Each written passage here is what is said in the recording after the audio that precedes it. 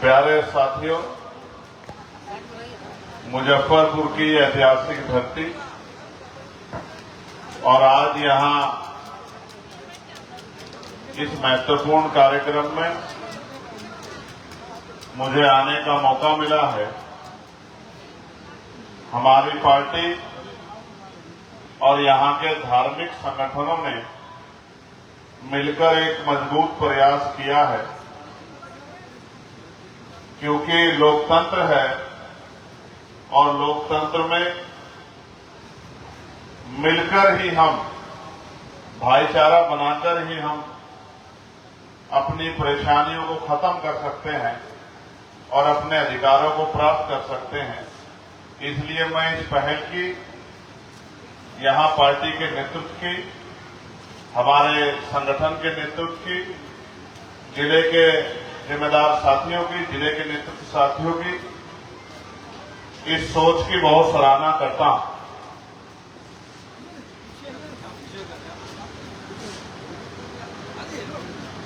यही अगर नहीं खड़े हो पा रहे तो बैठ जाओ, यहीं बैठ जाओ। यहां भी तो इंसान है, वो भी तो इंसान है जो वहां बैठे हैं। तुम लोग को ज्यादा बड़े वो हो गया, बैठ जाओ, इंसान बनो। क्या हो गया? तुम तो यहाँ स्टेज पे बैठे हो, देखो माओ बहनों को वहां बैठी है गर्मी में।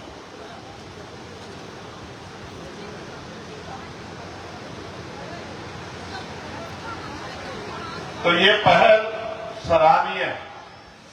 मैं अपनी बात को शुरू करते हुए सभी धर्मों में जन्मे सभी संतों, गुरुओं और महान पुरुषों को नमन करता हूं, इसलिए कि उन महान पुरुषों का योगदान और उन महान पुरुषों के संघर्ष के कारण ही खंड खंड में बटे भारत में लोकतंत्र स्थापित हुआ है और खंड खंड में बटा भारत मजबूत भारत के रूप में आज दुनिया के सामने है। जब देश आजाद हुआ था तो बहुत सारे रियासतों में ये देश बटा हुआ था। ये जिम्मेदारी थी कि इन रियासतों को एकजुट कैसे किया जाए। तमाम प्रयास किए गए, तमाम पहल की गई, लेकिन गुलाम भारत के बाद आजाद भारत में अगर अखंड भारत बना तो क्या तो सम्राट अशोक चंद्रगुप्त मौर्य जी के नेतृत्व में बना था, या फिर बाबा साहब अम्बेडकर के संविधान के आधार पर यह देश एकजुट हुआ। इसके अलावा कोई दूसरा रास्ता नहीं। प्यारे साथियों, ये जो सराहनीय पहल हमारे साथियों ने चलाई है, मैं ये मानता हूं कि कोई भी चीज जब शुरू होती है तो उसको तमाम तरह के पैमानों से गुजरना पड़ता है। उसका मजाक भी बनता है, उस पर आरोप भी लगते हैं, उसका अपमान भी किया जाता है और विरोध भी किया जाता है। लेकिन एक समय आता है कि जब साथी संघर्ष करते हैं और मुहिम रंग लाती है तो बड़े से बड़े दरखत भी उखड़ जाते हैं और आपकी मेहनत एक नया इतिहास लिख देती है। आज जो ये संदेश बिहार से जाएगा कि एक तरफ वक्फ को लेकर जहां पूरे मुस्लिम समाज में बेचैनी और कई स्टेटों में तो वो प्रदर्शन भी नहीं कर सकते, इसमें भी रोक लगी है, वहीं दूसरी तरफ बीटीएमसी एक्ट, जिसके कारण पूरे बौद्ध समाज में, पूरे अंबेडकर समाज में, यही नहीं, मैं यूएस का दौरा करके लौटा हूं, पूरे अमेरिका में भी रहने वाले भारतीयों में, बुद्धिस्टों में, अंबेडकरवादियों में बहुत बेचैनी है। मैं जब वहां गया तो वो मुझसे पूछते थे कि आप बिहार कब जाओगे और बिहार में जाके उस आंदोलन को कैसे मजबूत करोगे, उस आंदोलन को ताकतवर बनाकर कैसे उस बीटीएमसी एक्ट को खत्म करा के हमारे लोगों को उनका अधिकार दिलाने का काम करोगे। तो मैं उनसे यही कहता था कि हम पहले बिहार में सोए हुए अपने अधिकारों को आंख बंद करके छीनता हुआ देख रहे अपने लोगों को जागरूक करने का काम करेंगे और फिर जिनको हमारे तरह सताया जा रहा है, जिनको भविष्य में शायद आज एहसास हो ना हो, लेकिन आने वाले कल में एहसास होगा जब आपकी मस्जिदें, आपकी दरगाहें, आपकी खानकाहें, आपके कब्रिस्तान और जो तमाम तरह की आपकी महत्वपूर्ण जगहें हैं, जब उनको आपसे छीना जाएगा तब शायद आपको एहसास होगा कि किस तरह से सरकार योजनाबद्ध तरीके से आपके अधिकारों को और आपकी जगहों को कानून बना के लूटने का काम कर रही है। हालांकि कानून तो इसलिए बनना चाहिए था कि जिन पे जमीन नहीं है उनको जमीन मिलनी चाहिए, लेकिन ये सरकार तो ऐतिहासिक जगहों को छीनने के लिए कानून बना रही है। मैं आज भी धरती से कहता हूं कि हम कल भी वक्त के खिलाफ थे और आज भी जो वक्त पे अमेंडमेंट करके नया कानून बनाया गया है, हमने पार्लियामेंट में भी इसका विरोध किया था और सड़कों पे भी हमारा विरोध जारी रहेगा।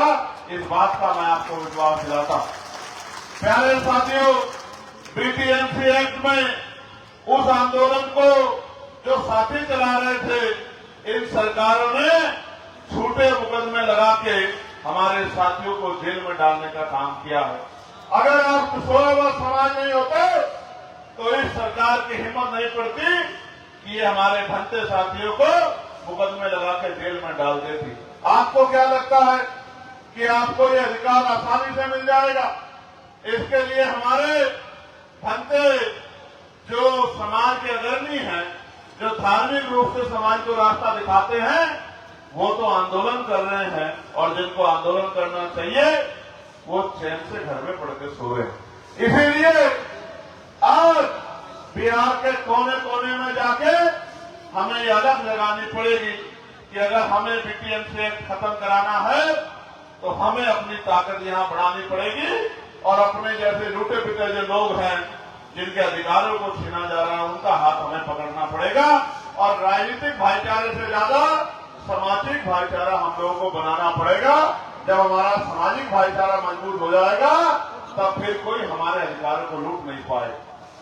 किस तरह से हमारे भक्त साथी, हमारी बहनें, हमारे बच्चे, नौजवान साथी वहां बोधगया में आंदोलन चला रहे हैं, 40 डिग्री टेम्परेचर में, 44 डिग्री टेम्परेचर में, 48 डिग्री टेम्परेचर में किस तरह से वो इस आंदोलन को सींचने का काम कर रहे हैं। और भीम आर्मी के हमारे केंद्रीय नेतृत्व के साथियों ने भी पूरे बिहार में पैदल यात्रा निकालकर इस आंदोलन को गांव-गांव तक, घर-घर तक पहुंचाने का काम किया। आज भीम आर्मी के साथियों ने मुझे बताया कि हम अब तैयारी कर रहे हैं कि हम अब यात्रा शुरू करेंगे, परमानेंट आंदोलन चलाएंगे और जब तक बीटीएमसी एक्ट खत्म नहीं हो जाता, बुद्धों को उनका अधिकार नहीं मिल जाता, तब तक हम रुकने वाले नहीं। मैं उनके कार्य की, उनकी पहल की सराहना करता हूं। भाई अमर ज्योति जी के, भाई रितेश यादव जी के, भाई जवाहर आजाद जी के, हमारे संतोष भाई के, तमाम साथियों के, उनके संघर्ष की मैं सराहना करता हूं। भाई अक्षय जी के, पीके आजाद जी के, मैं उनको भी कहना चाहता हूं कि उनको भी कमर कसनी चाहिए और घर घर तक ये बात पहुंचनी चाहिए कि जो बाबा साहब अम्बेडकर ने कहा था कि मांगने से भीख मिलती है, अधिकार छीनने पड़ते हैं और जो अधिकार आपके छीन लिए जाए, जो जिन अधिकारों पर आप पे डाका पड़ जाए, वो छीनने के लिए आपको ताकत बनानी पड़ेगी। मैं तो धन्यवाद देता हूं, इतनी बड़ी संख्या में हमारी मातृशक्ति यहां पहुंची है और नौजवान साथियों ने तो देश में कहीं भी कोई आंदोलन हो, कार्यक्रम हो, हमेशा से अपने छोटे छोटे साधनों से हमारे संगठन पार्टी के शक्ति को बढ़ाने का काम किया। आज भी हम लोग, मुझे याद है 2020 से अब तक का सफर कठिनाइयों भरा था, लेकिन जिस तरह उत्तर प्रदेश के साथियों ने मेहनत करके, संगठन बना के, भाईचारा बना के, लोगों को जगा के अपनी शक्ति को बनाना उत्तर प्रदेश में शुरू किया है। अगर आप भी इसी काम को यहाँ आगे बढ़ाने का काम करोगे तो आपकी लड़ाई बड़ी आसान हो जाएगी, क्योंकि आप जानते हो कि बीटीएमसी एक्ट खत्म करने की ताकत बिहार की सरकार के पास है। जब तक उनकी कुर्सी के पांव, उनकी कुर्सी के पहिए, उनकी कुर्सी के डंडे आपके हाथ में नहीं होंगे, तब तक वो सरकारें आपके अधिकारों को देने का काम नहीं करेंगी। इसलिए क्योंकि लोकतंत्र है और जनता मालिक होती है, बस जनता तक सही बात पहुंचाए और ऐसे लोग तैयार हो जाए पहुंचाने वाले और बात पहुंच जाए तो कोई काम नामुमकिन नहीं है। मैं यहाँ जो नौजवान पहुंचे हैं, जो मुझसे बहुत प्यार करते हैं, मैं उनको पूछना चाहता हूँ, क्या मुजफ्फरपुर के मेरे साथियों इस बात को घर घर तक पहुंचाने का काम करोगे कि अगर अपना अधिकार चाहिए तो हमें अपनी शक्ति बनानी पड़ेगी और एकजुटता भाईचारा बना के ही हम कामयाब हो सकते हैं। हमें दो दुश्मन को पहचानना पड़ेगा। हमारे प्रचार का काम कमजोर है, इस बात का एहसास मुझे आज होता है, क्योंकि मैं जानता हूं कि हमारे जो नौजवान नेतृत्व है वो आर्थिक रूप से बहुत संपन्न नहीं है। मैं ये मानता हूं कि उनमें आर्थिक शक्ति कमी होने के कारण वो बड़े बड़े बैनर नहीं लगवा सकते हैं, वो टीवी रेडियो में प्रचार नहीं कर सकते हैं, वो उस तरह से साधन नहीं लगा सकते हैं। लेकिन मैं जानता हूं, वो एक शायरी है ना कि सपने उन्हीं के पूरे होते हैं जिनके सपनों में जान होती है, और पंखों से कुछ नहीं होता दोस्तों, हौसलों से उड़ान होती है। जितने लोग यहाँ उपस्थित हैं, मैं चैलेंज करके कहता हूं, अगर इतने लोग भी ठान ले और कल से निकल जाएं, तो वो दिन दूर नहीं है कि अगले 1 महीने के अंदर घर घर तक ये बात पहुंच जाएगी कि हमें अपनी ताकत बनानी है। और जो अपमान यहाँ, क्योंकि बोध गया कोई दूसरी जगह नहीं है, बोध गया एकमात्र ऐसी जगह है जहां भगवान बुद्ध को ज्ञान प्राप्त हुआ है। ये सिद्धार्थ गौतम से और भगवान बुद्ध तक बनने की पूरी प्रक्रिया का अगर हिस्टोरिकल प्रमाण हमारे पास कहीं है तो वो बोध गया में है। मैं तो धरती से आता हूं जहां भगवान बुद्ध पैदा हुए, कुशीनगर, सिद्धार्थनगर, और जहां भगवान बुद्ध का परिनिर्वाण हुआ कुशीनगर। लेकिन जहां भगवान बुद्ध को ज्ञान प्राप्त हुआ, जिस ज्ञान के कारण पूरी दुनिया में बौद्धम यहां से गया, शांति का संदेश गया, लाइट ऑफ एशिया का नारा आया, उस धरती पे, उस बोध गया पे बौद्ध भाइयों के साथ, बौद्ध अनुयायियों के साथ किसी भी तरह का अन्याय हम लोग बर्दाश्त नहीं करेंगे। इसी बात को बताने के लिए मैं आज आपके बीच, मैं आपको यहाँ ये भी कहना चाहता हूँ, ये मेरा निवेदन और चेतावनी दोनों समझिए, जब तक आपके पास गांव में आपकी बात को पहुंचाने वाला, डंडा उठाने वाला ईमानदार नेतृत्व नहीं खड़ा होगा, तब तक आपकी बात मजबूत होने वाली नहीं। इसलिए आपको हवाई काम करने की बजाय जमीन पर जाके संगठन का निर्माण करना चाहिए।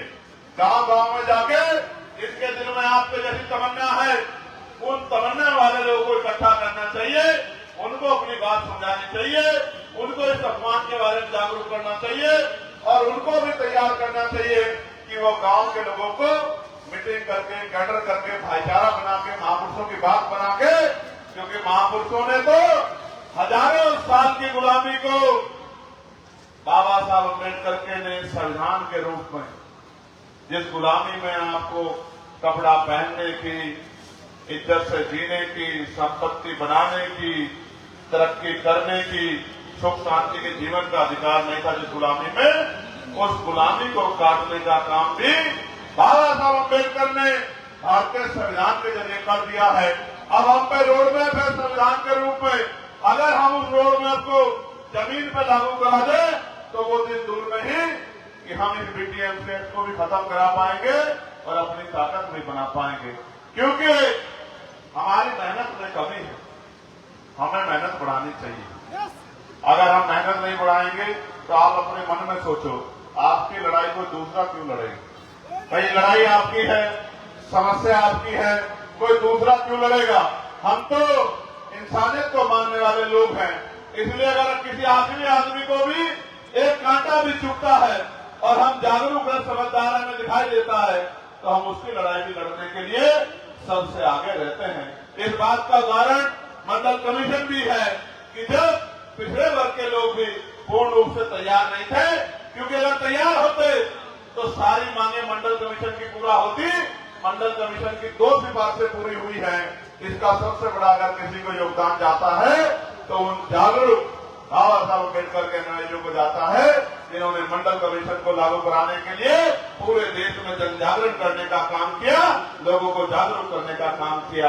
ये लोकतंत्र है, यहाँ वोट डालते हुए पैसा नहीं लगता है। सारी व्यवस्था बाबा साहब अम्बेडकर संविधान में करके गए हैं। आपको जाके सिर्फ लोगों को जागरूक करना है, उनमें भाईचारा पैदा करना है, उनको तैयार करना है कि वो किसी की बातों में ना आए, क्योंकि बातों में तो वो बहुत लंबे समय से आ रहे हैं। अगर बातों में आना आते तो बिहार से पलायन रुकता ही नहीं रुकता। क्यों बिहार के लोगों को पूरे देश में अपने पेट को अपने कमाने के लिए और अपने बच्चों के पेट के भरने के लिए जाना पड़ता है। मैंने तो आज भी मेरे याद है जब कोरोना काल की चर्चा आजकल हो रही है, और मैंने कोरोना काल का वो समय देखा है जब दिल्ली से इन्हीं मेहनतकश लोगों को भगाने का काम किया गया था और इन निकम्मी सरकारों के पास इनको भेजने के लिए बस और ट्रेन की व्यवस्था भी नहीं थी। किस तरह गरीब लोग पेट पे हाथ रख के प्यासे प्यासे बिना चप्पलों के बिना भोजन के कई दिन बाद तक अपने घरों में पहुंचे थे। मैंने बिलखती माओ को, छोटे बच्चों को और उन बच्चों को बैग के ऊपर लेटे हुए भी देखा है। हम कोशिश करते थे महापुरुषों के विचारों के कारण कि जितने लोगों तक भोजन सामग्री, खाद्य सामग्री, पीने के पानी की व्यवस्था करा पाए। मैं तो दिल्ली में था, कभी पुलिस इधर से लाठी मारती थी तो लोग उधर को भाग जाते थे, फिर उधर से लाठी मारती थी तो इधर को भाग आते थे। ना कोई पानी पूछने वाला था, न वो शहर है, ना कोई खाना पूछने वाला था। उस दिन मुझे लगा था कि ये बिहार में जहां जहां तक हमारी बात जाएगी हम लोगों को समझाने का काम करेंगे कि लोकतंत्र में नेता मालिक नहीं होते, जनता मालिक होती है और जनता जिसका हाथ पकड़ लेती है उसी को ताकतवर बना देती है। आज उसी जनता ने उत्तर प्रदेश में मुझे जिता के भेजा है, मेरे हाथ मजबूत किए हैं और मैंने पार्लियामेंट में इसी बीपीएमसी एक्ट को खत्म कराने की मांग सबसे पहले पार्लियामेंट में उठाने का काम किया है। जो बाकी नेता इतनी हिम्मत नहीं कर पाए, वो काम मैंने जनता की शक्ति से किया है। मैं जनतंत्र को समझता हूँ, लोगों की शक्ति को समझता हूँ, आपकी उम्मीदों को समझता हूँ, आपकी तकलीफों को समझता हूँ, आपके दर्द को समझता हूँ। अगर ये आप भी समझ जाओ कि आपका अपना कौन है और आप भी मेरे दिखाए रास्ते पर चल के काम करना शुरू कर दो, तो मैं लिख के देता कि दुनिया में कोई मंजिल नामुमकिन नहीं। करोगे भी करोगे, बताओ। यहां से निकल के लोगों में भाईचारा पैदा करोगे भी करोगे, बताओ। गांव गांव जाके घर घर घूम के लोगों को समझाने का काम करोगे नहीं करोगे, बताओ। प्यारे साथियों, आज हम 1000 हैं। जब ये 1000 काम करेंगे तो अगले 10 दिन में 10,000 हो जाएंगे। जब वो 10,000 काम करेंगे अगले 1 महीने में 1 लाख हो जाएंगे। और जब ये 1 लाख लोग मिलके पूरे बिहार में काम करेंगे तो 4-6 महीने में 50 लाख हो जाएंगे। लेकिन काम करना पड़ेगा। जब हम 8 घंटे, ये बताओ, स्वाभिमान सम्मान से बढ़कर भी कुछ है क्या? बताओ, स्वाभिमान सम्मान से बढ़कर भी कुछ है क्या? जब हम 8 घंटे अपने पेट को भरने के लिए काम करते हैं तो क्या 1 घंटा स्वाभिमान से जीवन जीने के लिए काम नहीं कर सकते हैं क्या? बताओ, कर सकते हैं नहीं कर सकते हैं? मैं बिहार की घटनाओं को सुनता हूं। अमर ज्योति जी ने जिक्र किया, एक बच्ची जो 10 साल की थी जिसका रेप हुआ, जिसका गला रेल दिया गया। क्यों करने पड़ते हैं आंदोलन? क्यों लगाने पड़ते हैं नारे? क्या इन सरकारों को गरीब की बच्चों का दर्द नहीं दिखाई देता? क्यों नहीं दिखाई देता इनको दर्द? कानून तो कहता है कि न्याय सबको मिलेगा। जुडिशरी है, पुलिस है, इन्वेस्टिगेशन एजेंसियां हैं, तमाम सरकारी सिस्टम है, फिर एडमिनिस्ट्रेशन है, क्यों नहीं मिलता न्याय? क्योंकि न्याय उनको मिलता है जिनके पास शक्ति होती है। अगर आप इसी जीवन में खुश हो मेरे भाइयों मुजफ्फरपुर के, तो कोई दिक्कत नहीं है। अगर आप जीवन में खुश नहीं हो तो ताकत बनाने का प्रयास करो, मेरी बात पे पहरा देने का प्रयास करो, घर से निकलने का प्रयास करो और इस आवाज को, इस बात को लोगों तक पहुंचाने का काम करो। क्योंकि इस लोकतंत्र में बिजली पानी से लेके बिजली, पानी, सड़क,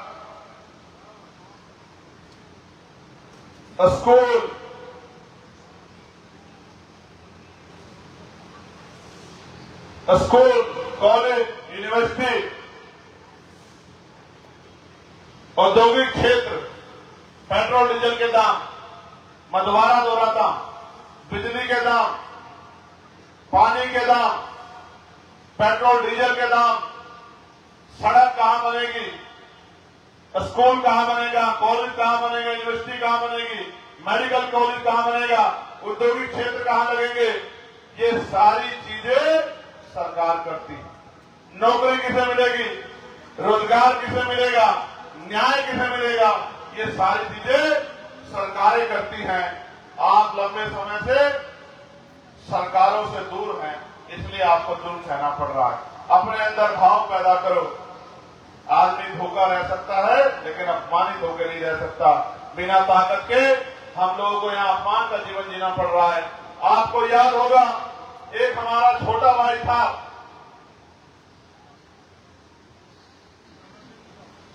जिसमें जो पूर्व में हमारा यहाँ जिले का अध्यक्ष भी था, जिसकी हत्या की गई थी। आपको याद है नहीं याद है मुजफ्फरपुर वालों?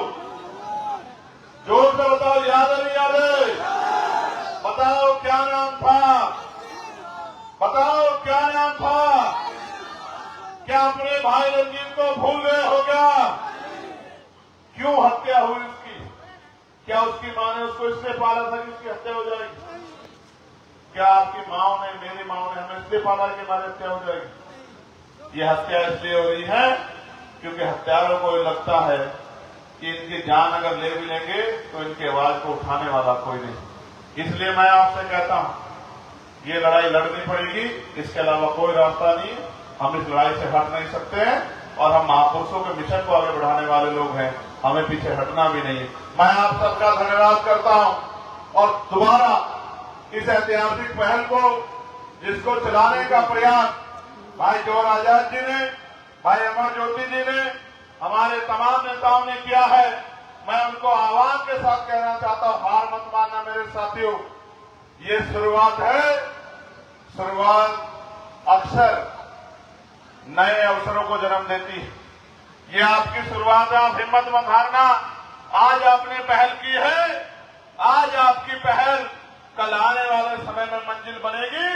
आज आपकी एकता की जो शुरुआत आपने की है कि ये बुद्धिस्ट और ये मुस्लिम और तमाम कमजोर वर्ग और तमाम लोग मिलकर भाईचारा एकजुट हो जाए, आज आपने जो पहल की है कल ये रंग लाएगी। क्योंकि चुनाव के बाद इन गरीबों की आवाज उठाने वाला कोई नहीं मिलता। अगर इनकी लड़ाई कोई लड़ता है तो बीमार में लड़ती है या हमारे नजरिया लड़ती है। मैं आपका बहुत बहुत धन्यवाद देता हूं। जय हिंद, जय भारत, जय संविधान, जय मंडल, जय जोहार, जय लोकतंत्र, जय विज्ञान। मीडिया के भाइयों का भी बहुत बहुत धन्यवाद और यहाँ पहुंचे हर साथी का बहुत बहुत धन्यवाद। आप सबके लिए मंगल कामनाएं। जय भीम, जय भारत।